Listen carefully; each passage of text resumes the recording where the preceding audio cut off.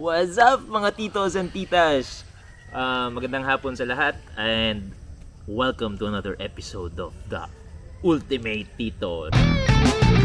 It's my schedule to propagate this very beautiful plants in front of me. So today the video is all about propagating Maranta species, or particularly this Maranta locunura lemon lime, and that one over there, the variegated Kirchoviana, but we're not gonna be propagating those though. So, hey, I'll be showing you some of my tips and some of the other ways of propagating the Maranta species, which is actually a very easy plant to propagate.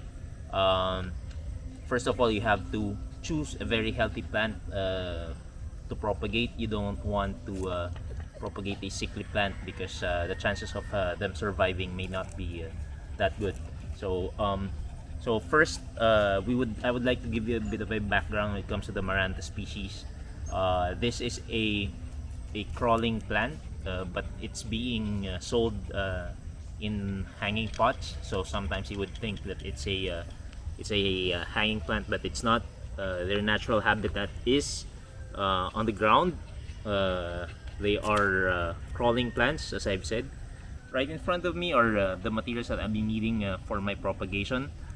First, I'll be using a root hormone, and then a glass jar for me to immerse my cuttings in with the root hormone. Of course, a sharp scissor, and a pot for you to put your propagations in. And this basin, I'll be showing you off. I'll be telling you what's the purpose of that basin, because that's actually one of my my secret propagation technique. But it's not really actually a secret. But I prefer doing my propagations that way, and so far I've been getting good results. So I'm sticking to that one. But I'll be showing you some other propagation tips, like just directly propagating it in soil, or you could do water propagation. So we're doing at least 3 types of propagation. So first, you have to identify which branch you want to get. Normally, I would prefer 2 to 3 leaf stems. So I'll be looking at this one right here. So this is a big branch right here. So I'll show you. Ouch. Okay, there you go. So when you propagate Maranta, I prefer getting a very good node. You must include a good node because this is where the roots would come out from. This one is a relatively mature node, because you don't want to have in your propagation a young node. I'm not really sure if that's the right term, but anyway, I try to look for this kind of node, kind of like a big lump. So there you can see that one. I don't want to use this one. I want to look for this one. I'll check for other available cuttings as well. Okay, I think this one is okay as well.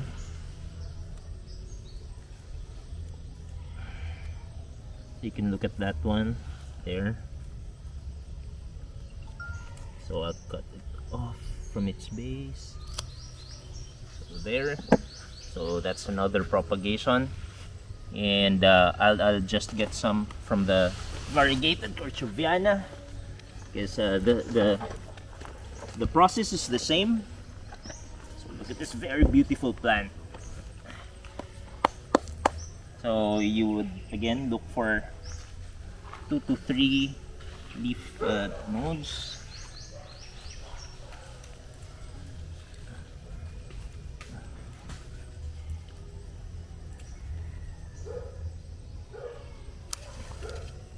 There you go.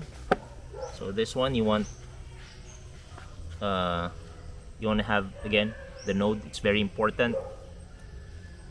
So that's it. And let's set this one aside first. Okay, this is my working area. All right. So first, I'm gonna be preparing the root hormone. You could actually do without this one, but to hasten the rooting process and to improve your chances of the plant rooting, I use this one. Normally, you just follow the manufacturer's label. It says here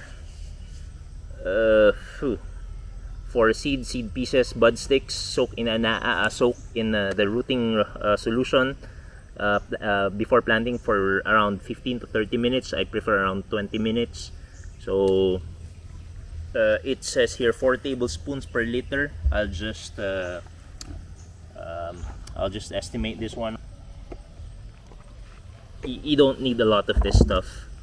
So there. Okay, so I'll then soak my cuttings in the root hormone for 20 minutes. So these are now ready for propagation. So I'll be doing 3 techniques. The first one is actually the easiest one. It's also very effective, but I normally don't do it. It's basically just rooting your stems in water, just rainwater, just plain water, and then leave it until it roots. You can see the development of the roots. It will be coming from this node, so it may be around 2 weeks you would see roots coming out of that node.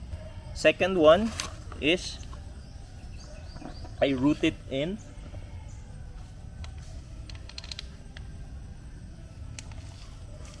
directly in my potting mix. So what I do is just I have to put the node underneath the soil. Okay, and then that's it as well. You'd want the cuttings to basically not have a hard time finding or seeping that water, so you have to have a good amount of moisture in there. So that's the second one. The third one is what I prefer. I've been having like 100% success rate when it comes to my propagation. So it's still the same. It's a kind of like a hybrid between the two.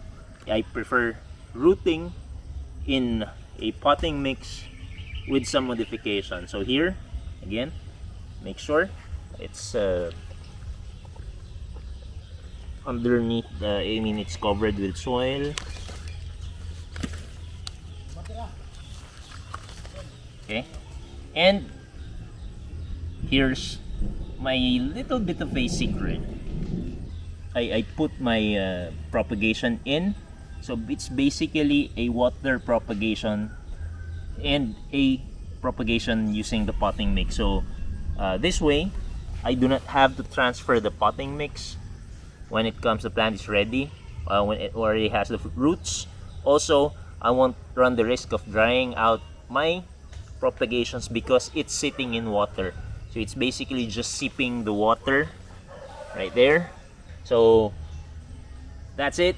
I'm sharing you my propagation technique when it comes to the Maranta species. So good luck when it comes to propagating your Maranta, especially here in the Philippines right now. The prices for this one, for these plants, are very attractive. They sell for this size. You could sell it for as high as maybe around $50-$60 US dollars. So that's around 2,500 to 3,000 pesos.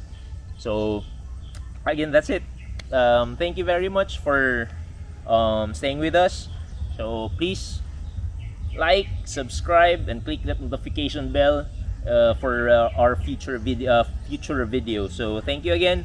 I'll see you guys. Bye bye.